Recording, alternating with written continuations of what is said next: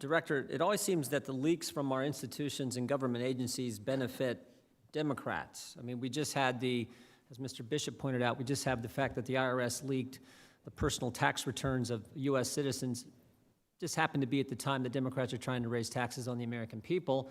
And then, of course, there's what happened, someone from the FBI or DOJ leaking information about the fact that Mr. DeJoy, at least it's been reported that Mr. DeJoy is under investigation for, if you can believe what's written in the press, for alleged campaign finance violations that took place between 2004, I think, and 2015. So even if he did it, it seems to me the statute of limitations has run.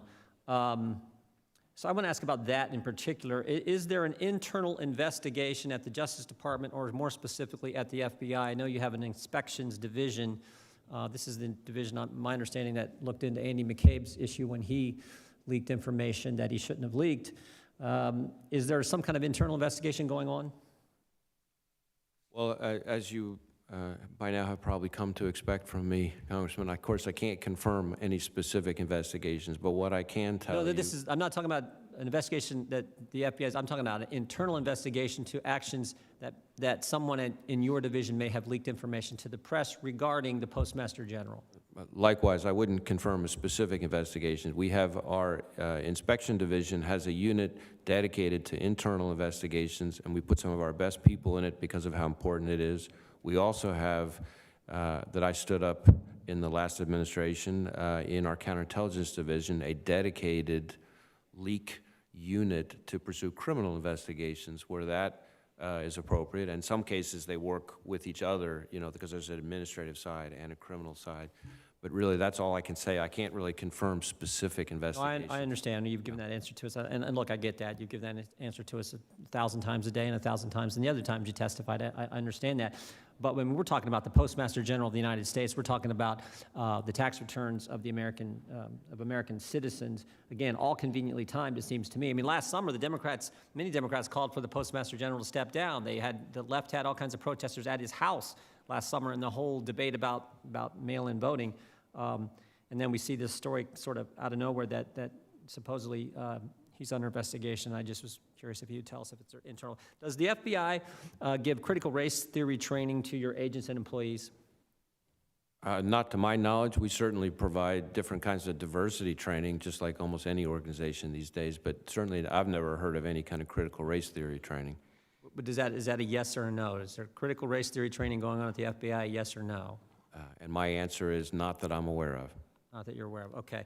How about this, the issue of this, the Washington Post reported back in April that FBI had sent, quote, geofence search warrants to Google and got information about January 6th phone numbers of folks here on Capitol Hill.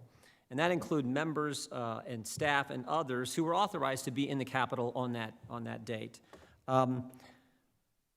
How did you distinguish? It's our understanding, according to the news reports, there's an exclusion list of folks who were, you know, supposed to be in the Capitol that day. How is that all being handled? How did you determine who's on the exclusion list, who isn't? How did you get that information, and what are you doing with that information now, particularly the phone numbers and identifying phones of members of Congress and staff who are supposed to be on Capitol Hill? So I think you anticipated probably the most important part in your question, which is, again, and I want to be careful not to talk about any specific investigation, but the geolocation data that we're talking about is, again, it doesn't identify a person, it identifies a device. And so one of the first things we needed to do, because on January 6th itself, our focus was on trying to secure you all and the facility, so we weren't arresting people here on site.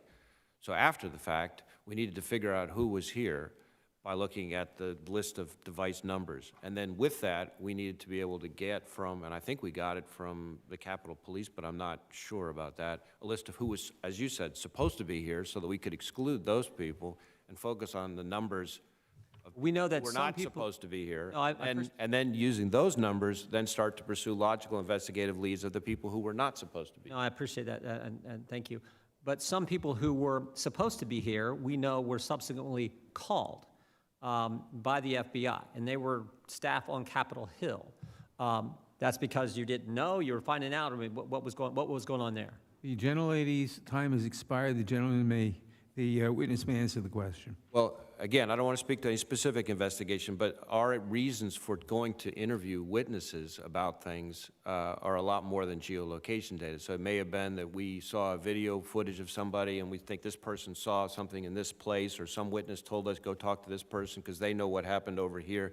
So there's a whole host of reasons why we would have gone to interview somebody that might have nothing to do with geolocation data. So I can't really speak to any specific person who was. Is the exclusion list Gentlelady's time only has, the gentlelady's time has expired.